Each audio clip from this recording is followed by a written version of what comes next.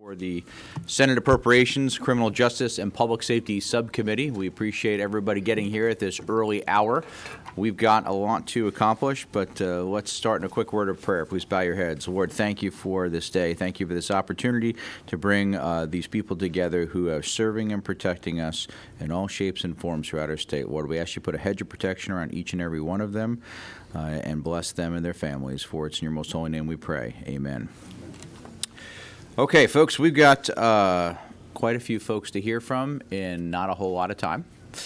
So what we're going to ask you to do, please, is if this is the typical update for the governor's $2,000 pay raise and the kind of the normal traditional stuff, please come to the podium. Just simply say these are standard updates. We'll ask for any questions and we'll move on. For the committee members, we do not have the House updates yet. So that puts us at a little bit of a disadvantage. As soon as we get those, Sonny and I will get them out to everyone. So then we can reconcile on our end the things we want to work on. I know some of you prepared presentations. Thank you. We're not going to go through the presentations today. We're going to wait till we get through the House stuff to see those. So again, when you come up, if you could help us just be clear and concise. Again, please do not worry. You don't have to take us through each individual line item number if it's just those normal standard updates that everybody's going to have across the board. If that sounds good, we're going to begin first today with the Department of Corrections because they've got an important event they have to head out to right after this. So, Commissioner Oliver, the podium is yours. All right. Thank you. And good morning, Mr. Chairman and members of the committee. I'll be very, very brief. Just want to draw your attention to tracking number 113.5. That's to establish the CO3 rank. It's using existing funds to enhance our recruitment and retention. We think that's going to be very helpful, as you heard on the previous meetings that we've had, that's going to help us retain and recruit on that level. So we're really excited about that CO3 ranking.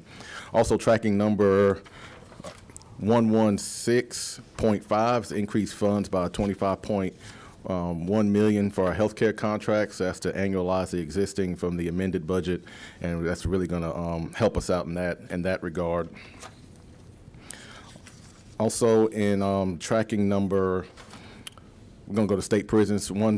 Tracking number 121.5, reduced funds for the closure of Georgia State Prison. That's 20.8, and the reduced funds in tracking number 121.6 to 18.7 million for the remission of the Lee Arrendale State Prison, and we're also going to transfer in 121.7, 2.8 million out of state prisons to maintain the transitional center at Lee Arrendale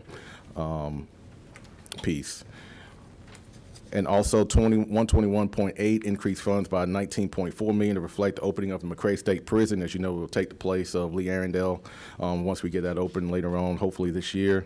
And then tracking number 121.9 increased funds by 2.6 million to invest in technology projects, which is a huge benefit for us as we continue to fight contraband coming into the prison systems. And Mr. Chairman, that's all I have as far as the budget. But I do want to just take this opportunity just to really thank the men and women at GDC again for the hard work that they do each and every day. I know in the past couple of weeks we've been had a lot of media attention, but the men and women at GDC really do a good job, and I just want to publicly thank them as well and let them know that we really appreciate the hard work that they do. Thank you, Commissioner. Questions? All right. Senator Robertson. Commissioner Oliver, I appreciate the job you do and the thousands of employees you have. It's I think y'all are hidden a lot of time from the public view, but y'all do an incredible job. Where are y'all at on the conversion of medical records from hard copies to digital? Is that It's already been completed. It's fully complete? Absolutely, yes, sir. It was complete within the first year of the contract implementing that, and so WellPath has done an outstanding job converting all of our medical records, dental and mental health records over to electronic copies. And these can follow the individuals Absolutely. No matter where they're going? Yes. Thank you, I appreciate that. All right, I think you did a great job. I think for the committee members, there's a lot of big numbers, but a lot of them are just moving. Transfers. Exactly, correct. Back and forth. So thank you. We appreciate all the great work you do. Have a wonderful day. Right. Please give our regards to the former commissioner. We will. Stay of honor. All right, okay, Director Register, I see you there for the GBI, and we'll put our friends with Department of Public Safety on deck, please.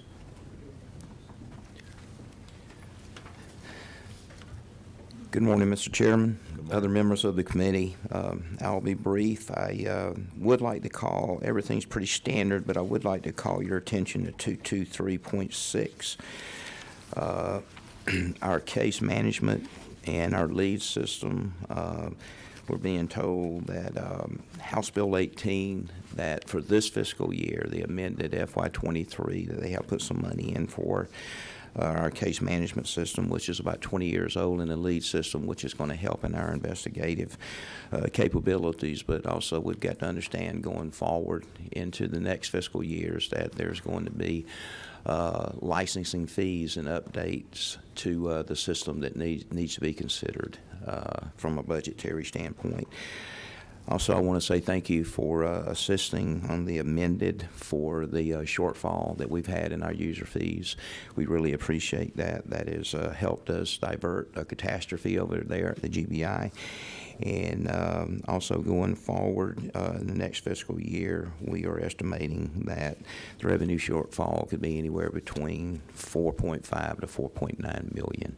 Just wanted to bring that to your attention. Other than that, let me thank you and the committee for all of your support that you give to the GBI and public safety in general. We really appreciate that. Director, thank you. We appreciate all the great work you do.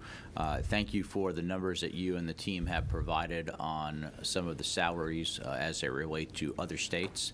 And one thing I know we had discussed in the past, and I knew you provided, or your team had provided some preliminary numbers in the past, but if you could help us with understanding the amount of people you have lost versus the amount of training dollars we have put into those folks, really to draw a mathematical equation for a return on investment of when we have high turnover, what that ultimately costs the state.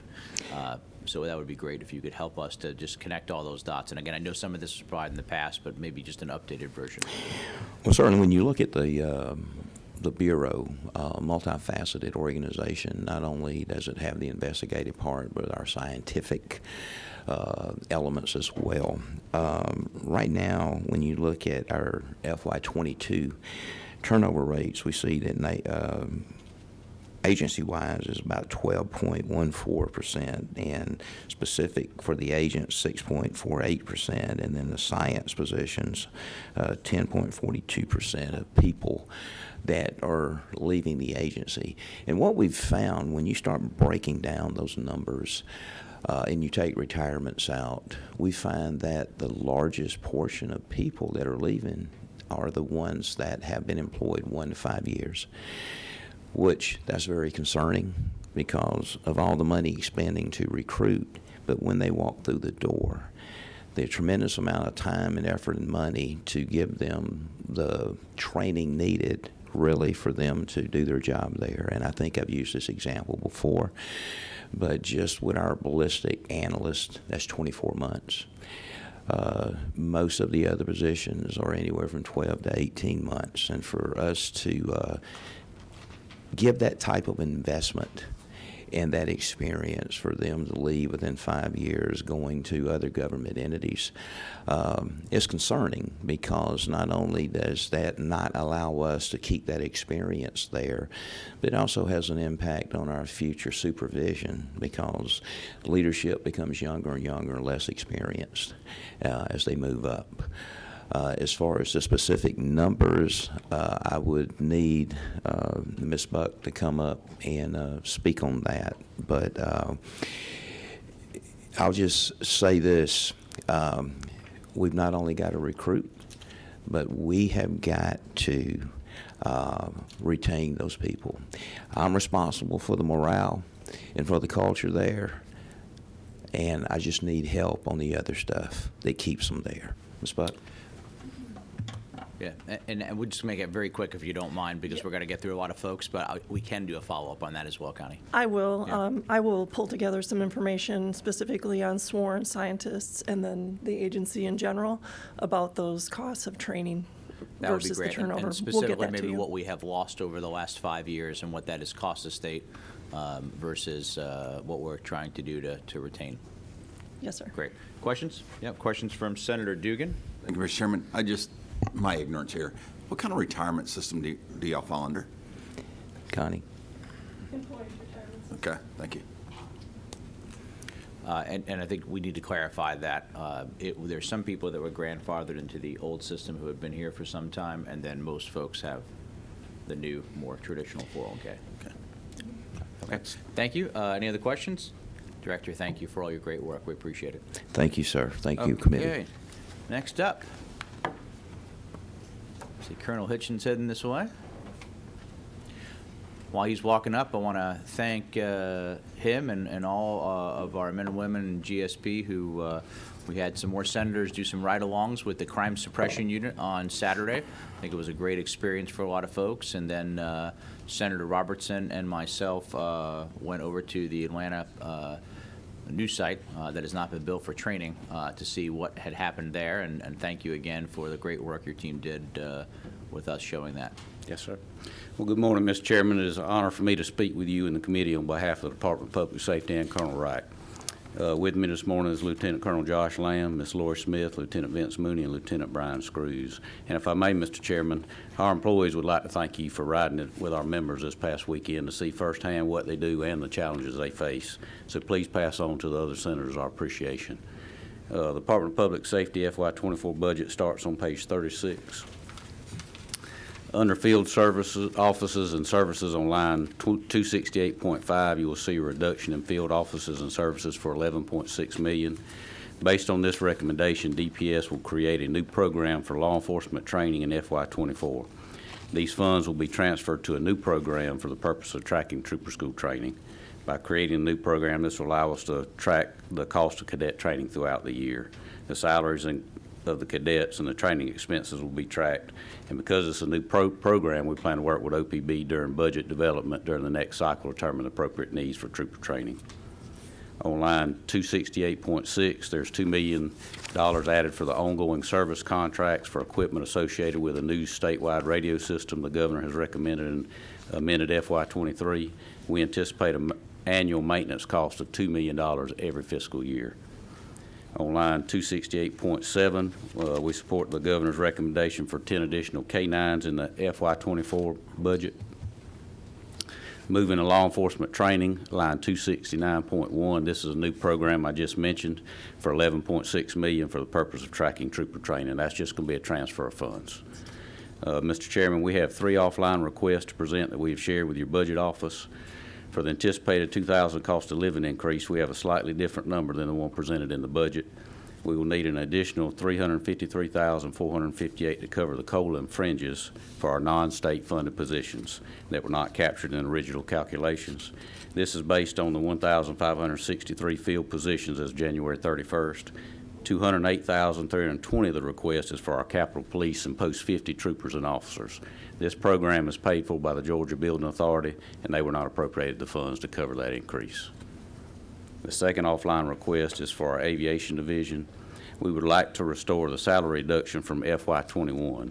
We'd like to add $235,408. These funds would help us support the flight hours in additional missions that our pilots are doing on behalf of the agency.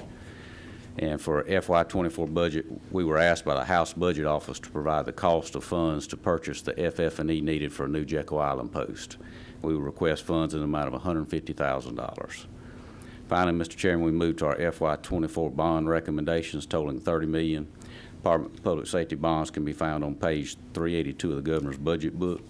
We support the $13.3 million to replace our 223 vehicles. This allows us to replace our vehicles when they're projected to reach 130,000 miles.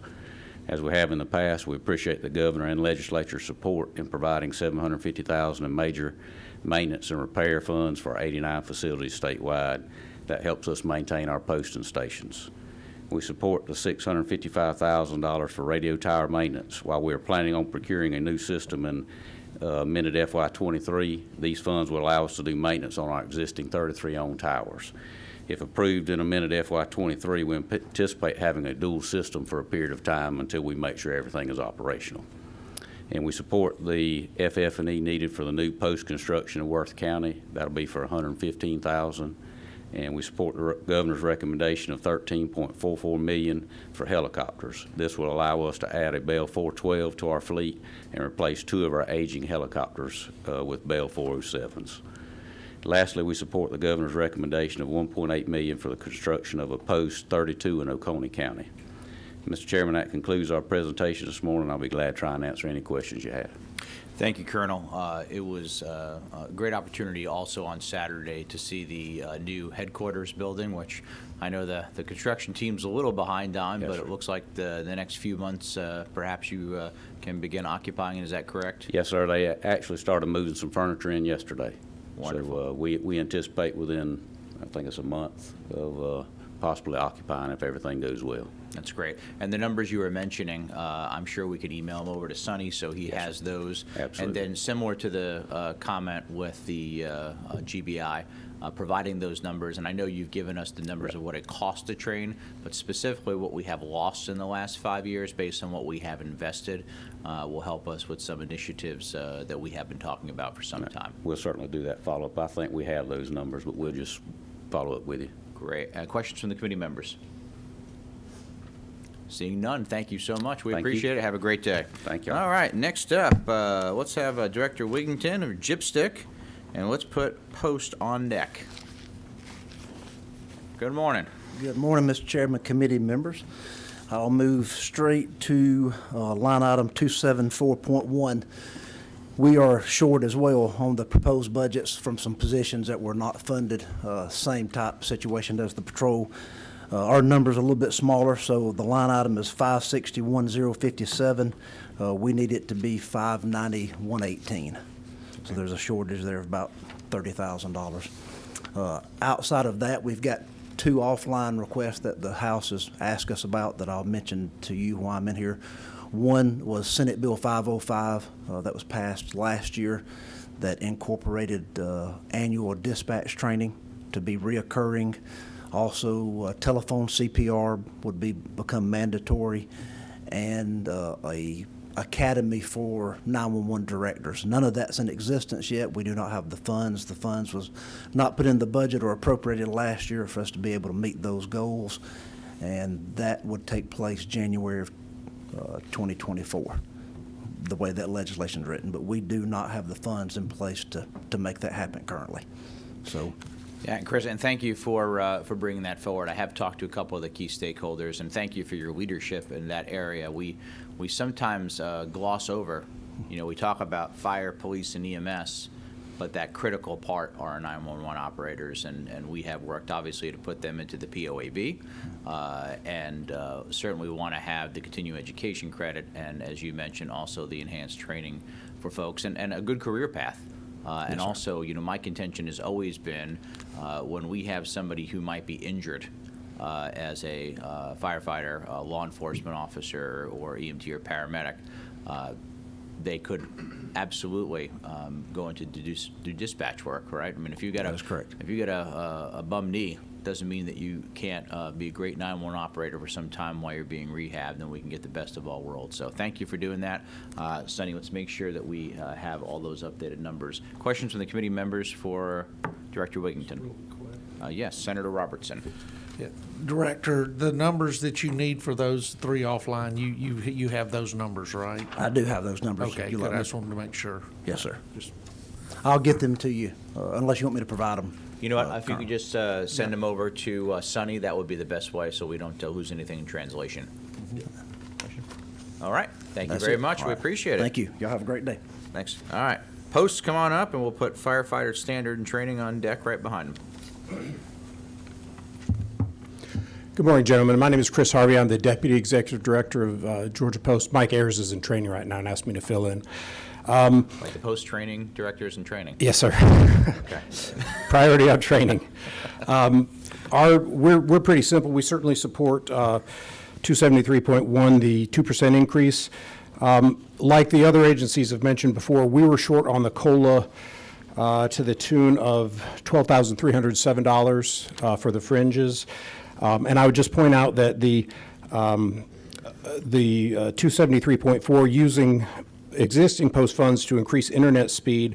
We had originally requested some money, but through work with GTA, we were able to actually get that accomplished at $0. So we are completely up to speed and pleased about that cooperation.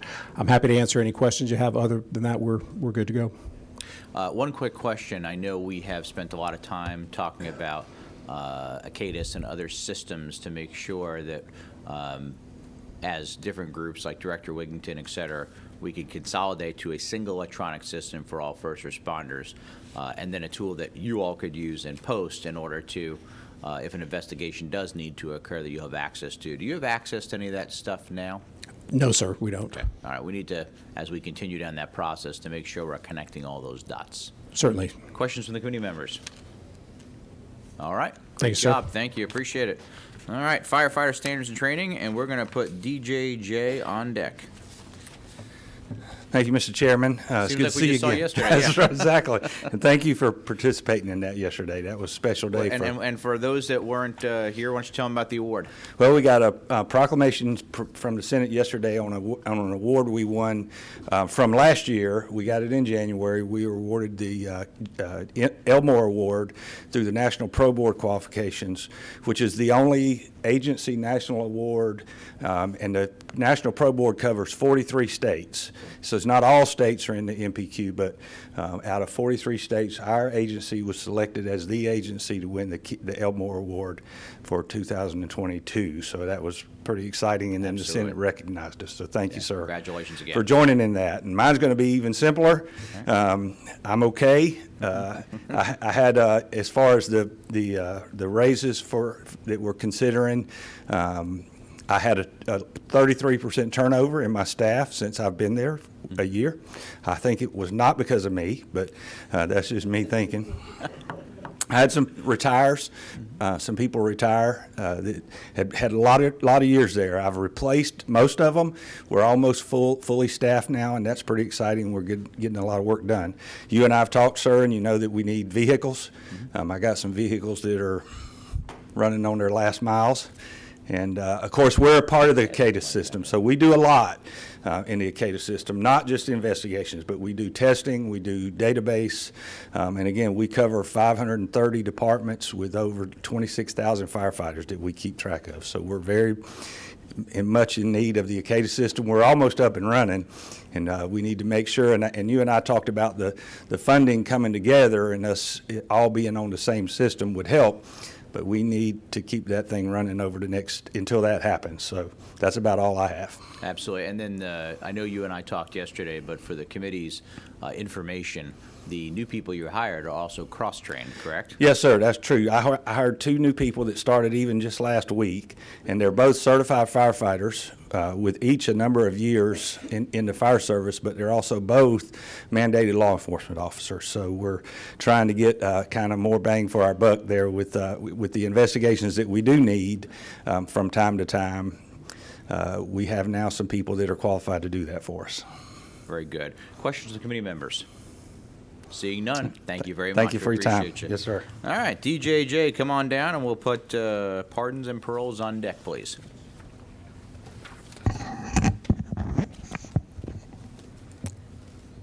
Good morning, Mr. Chairman, members of the committee. Thank you for giving us this opportunity and the continued support.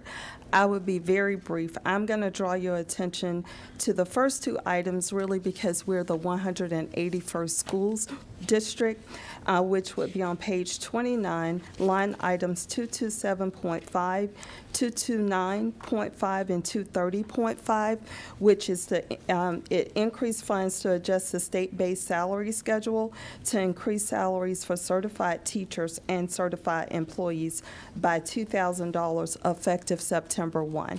And the dollar amount is $449,260.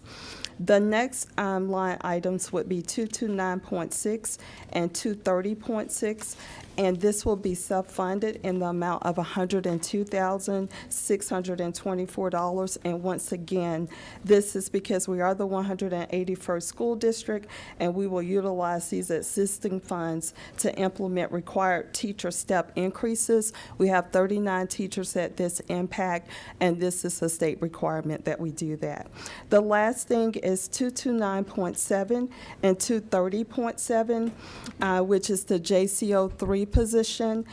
We will be self-funding the position to the tune of $957,755. Hey, ma'am, I think we have somebody trying to execute a search warrant.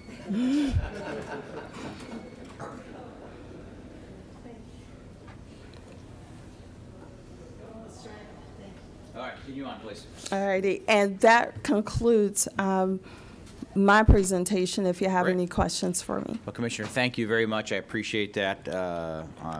You all, I know, have a very challenging job, and especially with less security measures in place than we have at our correction facilities. Questions for the Commissioner? From Senator Robertson. Commissioner, thank you so much for the job you do, and I hope everybody appreciates how important your department is. How many teachers do you have in the school district? I'm going to ask my team for that exact number. And these teachers are comparable to any other teacher in any other school district? I want Yes. to be clear on that. Yes, right. sir. Yes, they are. We have 155. And how many students do you currently have enrolled in the district? So right now, in our facilities, we have around 1,065 inside the facilities. And then we do have a few ETCs, which are community schools that we do. And those average around 12 to 15 students, and we have 3 of those. Right, and the education given there is comparable to the education that's given throughout every public school system in the state of Georgia, is that correct? That's correct. I just want to make sure everybody understands that you are not just running a corrections No. program, that y'all are running Yes. I mean, y'all are basically taking over the lives of these individuals and trying to get them everything they need. Yes. Thank you, and I appreciate what y'all do. Thank you. Thank you so much. Have a great day. Thank you. All right, pardons and paroles, come on down, and we're going to put CJCC on deck, please.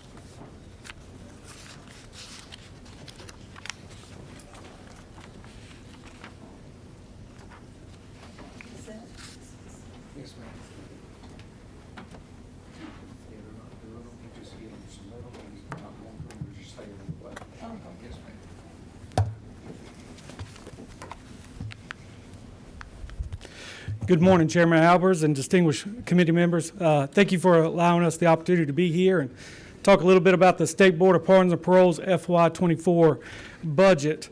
Outside of statewide changes, the State Board of Pardons and Paroles only has one request, which can be found on page 35 of your tracking document under the Clemency Decisions Program, line 246.6. This request is to increase funds for 2 additional hearing examiner positions to effectively respond to increasing workload. This request is for $202,233. As we look to the future and the demands of the criminal justice system, we are requesting 2 additional hearing examiner positions to ensure the board can meet their constitutional mandate. Hearing examiners are critical to the support of the mission of the parole board. They are Georgia Post certified officers and are responsible for investigating, rating, evaluating, and presenting cases for executive clemency consideration. With the demand and complexity of cases increasing, we ask the committee's favorable support of this line item. And that will conclude my presentation. Thank you very much. Other questions of the committee members? Got one from Senator Robertson. Thank you, sir. Do you have an average on how many clemency cases y'all deal with annually? Yeah, so pre-COVID, for 10-year average, the board would consider 20,600 cases per year. Of course, with COVID and the shutdown of the courts, that we've seen those numbers drop. This year, we're anticipating somewhere around 17,000. And I don't know if y'all have crunched the numbers. What's the average time that your investigators spend on a clemency case? I mean, I'm sure it varies based on what the charges are and the criminal history of the individual. Would that be right? That is correct. Again, when we're talking about the complexity of the cases, the severity of the cases, are they multi-jurisdictional cases? How many if victims are involved? How many investigators do you have now? So we have around 43 field investigators. Those are administrative investigators, not post-certified. And then we have 12 criminal investigators, 18 hearing examiners, and then I want to say 10 district operations managers. Okay, my Harris County math, I'm trying to keep up here. But Yeah. So how many personnel do you have dedicated to clemency? To clemency, That's why I was going to say 120. Okay, that's good. Thank Yeah. you. I appreciate that. 'Cause- They're extremely busy, I'll say Well, that. 120 dealing with 20,000 cases, I could see that. But thank you. Absolutely. And we're constantly evaluating our people, processes, and technology to make sure we're utilizing those resources the best we can. Thank y'all. Any more questions? All right, great job. Thank you. Thank you. Okay, CJCC, come on down, Jay, and I know you'll talk about all the areas, and family violence and all that, those different items that you cover, and I want to thank you for your great advocacy work and the work we got to do in the amended budget to help out some of those important funds that I know that you and your team are passionate about helping victims and those that have been negatively impacted by this world in one way, shape, or form. So thank you. Thank you, Mr. Chairman. I was going to begin by thanking you for the work in the amended budget. We are very grateful for the support of the governor's office and the House and the Senate in our efforts. We are able, I tell our staff on a regular basis, we are able to impact Georgians in all 159 counties in the state in the darkest moments of their lives. And we do that through funds that are appropriated through the state and the funds that we receive through the federal government. And we appreciate the opportunity to be able to provide those resources around the state. I had planned, based on your instructions, just to talk about what's in the budget or what's before us. Please. I'll be happy to answer any questions specifically about those areas if you would like for me to. But 224.1, the $2,000 raise, we are nearly $300,000 short in being able to provide those raises to all of our employees. I think Sonny has the exact numbers. If not, we'll make sure that he gets those. Where was that miscalculation? Was that just coming from OPB that we missed something, do you know? Or it seems like we've missed that in a few areas of our budget. So we have some positions that are fully funded by state appropriations, but only a few. Our entire victims compensation program, that entire division is funded. Those positions are all funded through the Crime Victims Emergency Fund. None of those positions were calculated into the 2,000. Instead, we have to take the money out of the Crime Victims Emergency Fund. And as you know, our revenues are down almost $6 million a year since COVID in crime victims comp, and you've had to put some funding in. The governor, OPB, and the House and Senate have all put some funding in to help shore that up. That additional load on the Crime Victims Emergency Fund certainly doesn't help in that situation. Our Victim Assistance Division, the majority of those positions are funded through VOCA or VAWA or other federal grants. None of those positions that are funded through federal grants were included in the calculation for the $2,000 raise. They only funded, or they only used the state appropriated positions in funding for the appropriation for that $2,000 raise. Excellent, thank you. Which is the same formula that they used last year on the $5,000 raises as well. So, Other updates? 224.4, increased funds for a position to administer the sexual assault kit tracking system in accordance to House Bill 255. That is $94,250. That is the total cost for that position. The salary will be $54,000. That includes fringe, travel, computer, et cetera, in order to be able to fully fund that position. Excellent. Anything else? Not unless you all have questions. Questions from committee members? Seeing none, thank you. We Thank appreciate you so your work. much. We appreciate you all. Absolutely. All right. GMA, and then we'll put DCS on deck. Director Stallings, good to see you, my friend. Good morning, sir. Chairman, committee, good morning. Good morning. I like doing these in the middle of the night. Reminds me of my trooper days. I got here at 6 o'clock, and Senator Robertson asked me if I was working Oh, half yeah. days. Yeah, he'll do So- more by 6 o'clock than I'll do all day. That man's a machine. He's up early. So just want to draw your attention to page 48 of the budget that we have, line items 27.6, 1 through 4. We, like CJCC, are in the same, some of our Hang on one second. Page We have a 48 is different- what I have Yeah, that on the we've got a tracking different sheet. one we're tracking from. You're pulling We're straight at from the page governor's. 27, I think. Okay, you pulled straight off the governor's. I pulled the, I'm sorry, no, page 20, my bad, page 20. my Okay, apologies. no, that's fine, it's us. Go right ahead, Chris. So 27, on mine is 27.61, which is the $2,000 increase. Just like CJCC, we were allocated 79,000. That's much like them. It's we're in the tune of 504,000 for our state employees to receive that total. So last year, the same formula that was used, as Director Neal pointed out, the 5,000. If you'll jump to line 2764, there was a $704,000 allocation given to us. So I apologize that the line numbers are off, but you'll see the $704,841 that was put in the budget. That was put in the budget by the House and Senate to cover these $5,000 raises. In the disregard language, it was changed and put toward a warehouse in Macon that we have. So we had to pull back a lot of our grants and our pass-throughs to make up that, that void.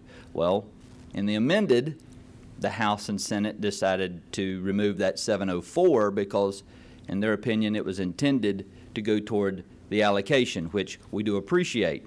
But now we have neither the warehouse nor the 704 in our budget. So this year, the language says that it was not binding because it was a one-time emergency response. We no longer have that 704, so now we're 704,000 short for last year's $5,000 raises, and now we're going to be roughly 300,000 short for the 2,000. So we're about an $800,000 gap because of that change. Those are the two only things. The state, we're very fortunate, the state doesn't buy vehicles from us, or for us. We're able to accomplish that through other means. But so that's our only two areas of concern there, sir. Thank you, and if you could get those specific numbers over to Sunny. Yes, sir. That will help us to see if we can put something together for you. Yes, sir. Questions from the committee members for Director Stallings? All right, anything else? No, sir, that's got us covered. Oh, Yes, sir. you almost got out. I'm sorry, Director. So what's the status of the warehouse in Macon? Well, we were going to start that project. We have had other projects, and so we were partnering with GISFIC to accomplish those goals. Several other tasks were given to us, and those tasks have fallen through. So we have not started that project. So we were fixing to transfer the money. We've already got all the drawings. We had all of the things ready to go, but we did not start the project, thankfully, because the money was taken away, and had that fallen back on us to pay for, we would have not been able to fund it. So it's nothing's been done for the Nothing for that physically issue. yet, no, sir. Right. And that's for staging?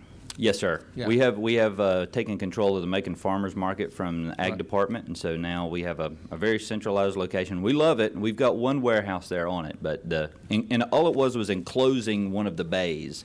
That would have allowed us to store more equipment, more out of the weather. Right. All right. Thank you, Director. Thank you. Excellent, thank you. All right, DCS, come on down, and then we will round out with our very own Department of Defense. Thank you, Mr. Chairman. Members of the committee, I'll start off by saying baby needs new shoes. Nothing different from the normals. The only additional is 141 replacement vehicles. That's on bond item 372361 of $5.4 million. The only other thing I would add, that's our only ask, but to your question about onboarding and training and loss, it's about $15,000 to onboard an officer. Since the past 5 years, we've lost 1,071, 293, which were retirements. But basically, over 5 years, it's cost us $15.5 million to see those officers go out the door. Yeah, thank you for sharing those numbers. And if you could make sure we email them to We will. Sunny so we have those. Yes, sir. With the addition of the cars, I know you and I have talked in the past, Commissioner, Will this keep folks from having to drive to a pool to pick up a car in order to go out and do their job and then drop the car off? I know we lose a lot of time doing that. Absolutely. That's the main advantage of it. That and also continuing to reduce our footprint in brick and mortar. These officers, their car is their office. Right. Absolutely. Yes, sir. Great. Questions from the committee members? Man, that was good. Thanks, Maybe sir. you got some shoes. All right. Yes, sir. All right, and we'll save one of our best for last, of course. Department of Defense, come on down. While you're coming up, I do want to mention to those who might be listening at home, our esteemed Chairman of Appropriations, Senator Tillery, reminded me of something I read early this morning that I should have asked the GSP when they were here, but they are going to, with funding initiated the House, and I'm hoping we will affirm, add a post in Buckhead to assist with some of the discussions we've been having there. So, after you, my friend. Very good. Good morning, Mr. Chairman, members of the committee. I'm Joe Ferrero, the Deputy Adjutant General for the Georgia Department of Defense. I've got Kenley Finlayson, our Director of the Financial Management Division, with me this morning. We have no changes, no requests. The total amount of statewide changes is about $271,000, brings our state budget up to about $12.4 million. Thank you for those adds. And I know this isn't really maybe in the exact purview of the committee, but I want to thank you all for your support on the bond package. We're getting $12 million the last 3 years to rebuild armories. We're in the middle of rebuilding 18 of them. We got the first 6 about done. There's another $12 million projected in this budget that will allow us to do 6 more armories, the average age of which is over 60 years old. And also $4 million in bonds for the repair and maintenance of our existing armories. That's all we have. And General Cardin says his greetings, and on behalf of the 15,000 members of the Georgia National Guard, thank you for letting us be here this morning. Well, thank you, General. Gosh, those armories are almost as old as Senator Dugan. About my age. I was going to say, sir, 60 is not that old. No, it isn't. Okay, I agree with you. It's the new 30, we've been told. I do, as a follow-up, not for the committee right now, do want to get an update on Youth Challenge Academy, and we've had a couple issues there. Yes, sir. So if you could provide a report that we could share with the committee members, both here as well as the entire Public Safety Committee. Yes, sir. We would appreciate learning a little more about that. In fact, I'm going to Fort Gordon tomorrow to meet with the commanding general over there. They've been good partners with us on revamping the program at Fort Gordon and coming up with some new concepts, and we're going to give it another shot over there. Fantastic. But I'll get you a report. Thank you, General. You bet. Thank you. All right. Anybody else here who would like to address the committee today? Seeing none, any other questions or comments from the committee members? Mr. Chairman. Senator Dugan? I would like for the one person that you were talking about that's actually watching this to text in so that we know that they're out there. All right. If you're online, we're waiting for your incoming message. We'll pass our information along to law enforcement. Yeah. All right. Thank you all for coming. This meeting of the Senate Appropriations, Criminal Justice, and Public Safety Subcommittee is hereby adjourned.